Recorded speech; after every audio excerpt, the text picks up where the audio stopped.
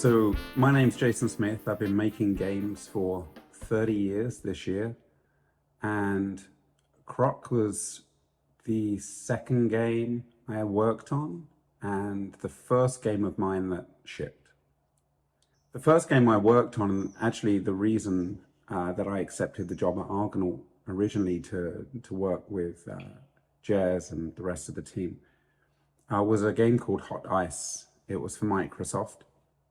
It was a really exciting opportunity to work on in 3D animation in games back in '94. There weren't many companies doing that, right? And so I think it was seeing the really early technology that Argonaut had both built itself with Brenda, and also the games that they were using it for. For me, that was the decision in me joining the company. It was around similar time when Croc was becoming a concept, and I was friends with Simon Keating, who was the lead character designer on the project, and really kind of the creative force behind the world.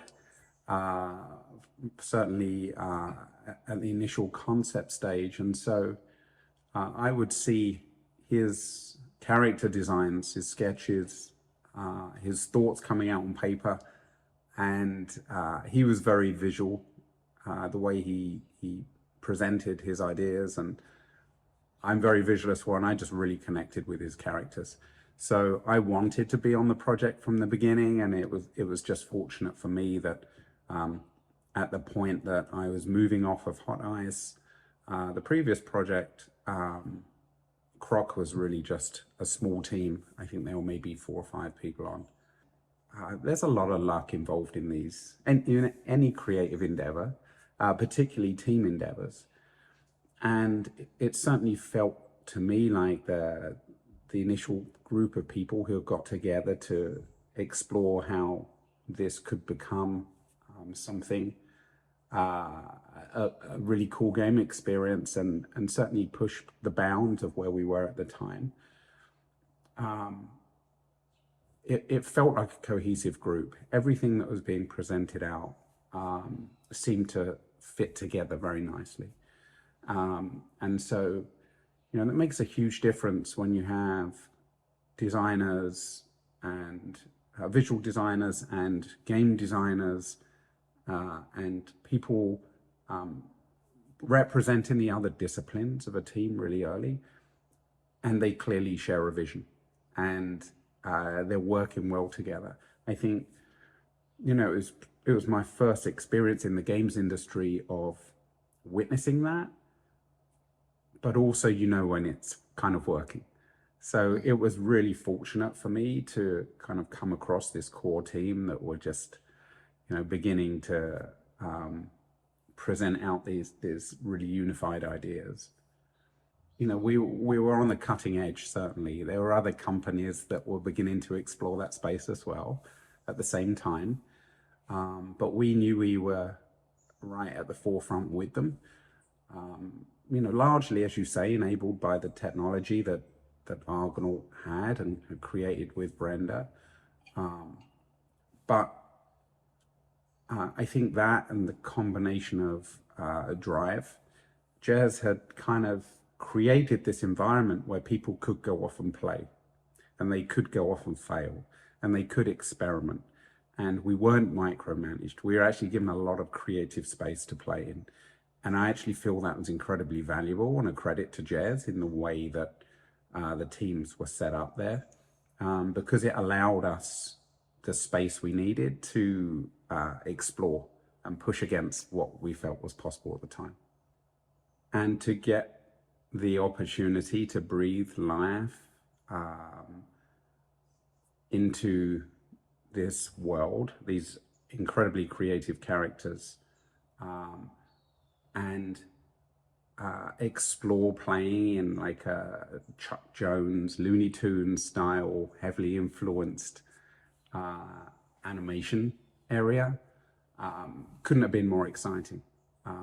So to take all those 2D learnings and bring them into 3D, we were pushing boundaries. I certainly hadn't seen 3D squash and stretch in a game before, and it was something that I was able to do on the SGI workstation that I was animating on. But at the time, the game engine couldn't do it. It couldn't scale bones. It was, purely rotation based. And the engineers, I think once we'd had a few animations that really showed the benefits of bringing this style into the world, the engineers were amazing. They just jumped on it and made it work. It was more memory. It was obviously a more processor intensive at the time. And so I was throwing hurdles over the fence to the engineers, really. But I think it speaks to the passion and the effort that everybody was bringing to the table to do something different and to move things forward. Nobody said no, but the reason that it connects and it doesn't feel like the game is constrained by anything is because we didn't feel like we were constrained by anything. And I mean, the engineers may feel differently, but they were so determined to make what we needed work and succeeded in doing so, that from a creative standpoint, we didn't feel constrained. From what I remember about the team, and I do look back favorably on the project as one of the most fun projects I got to work on in the industry. I remember there being around 12 of us in one room for a large portion of the development. And it certainly didn't represent the whole team. Audio were off, had their own space and had an enormous contribution to the project. So there are a lot of other people outside that room that really were as much to do with the success as we were. But when I think about the development team inside that room, there were about 12 of us, and I do think the fact that we were a pretty stable team during development really helped. In game development, there's always a risk that, especially an independent developer, that people will be pulled off for other things, or development could be up and down. It could be wavy if you didn't have the full trust of the publisher, or milestones were missed. There's a lot of external factors that could really negatively impact the final product. And it was very early in my career, but looking back, it did feel it felt like, there was some protection around the team. I think, it wasn't just us inside that room that felt that we were getting to work on something really cool and special at the time. I think that was also seen outside, and again, I think it's a credit to the management at Argonaut. It kind of kept us focused, gave us space, and protected us. We didn't feel the external factors at that point kind of impact in development. There were milestones set, there were schedules, but as I look back, it didn't felt like we were being really corralled into those deadlines above and beyond everything else, or above and beyond the quality of the project.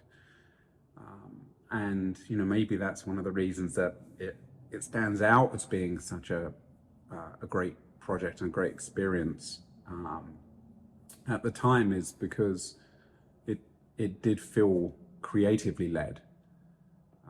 And again, I think that's just getting the right balance between the leadership, the producers, and the the creative direction in the room. And I don't know how intentional that was to manage it in that way, but that was certainly what we ended up with. It was very evenly balanced. And we put in the hours. It wasn't like we weren't aware of needing to get things done in time. But I think it's probably a combination of maybe the time in the industry and our age and enthusiasm for what we were doing by everybody in the room, along with the fact that we could iterate pretty quickly, even though they were very rudimentary tools back then comparatively. We kind of built pipelines in so much that we could iterate and improve on things, and feedback. Everybody had the ability to feedback into the game as well. So with a small team comparatively to now, it's so much quicker to work. And so I think that was one of the great reasons that you can make so much progress so quickly, and maybe one of the reasons that deadlines didn't seem so quite so dictatorial on how you were working. You could plow through and put the hours in and achieve what you wanted to. It was super exciting at the time, and it felt that just by tackling things in a slightly different way, you could do something that nobody else had done before. And so it was incredibly spacious sandbox of being inventive and feeling like you're getting to push the envelope in different ways. And I know that everybody on the Croc team has stories that are just as interesting, where they were doing things that hadn't been done before either.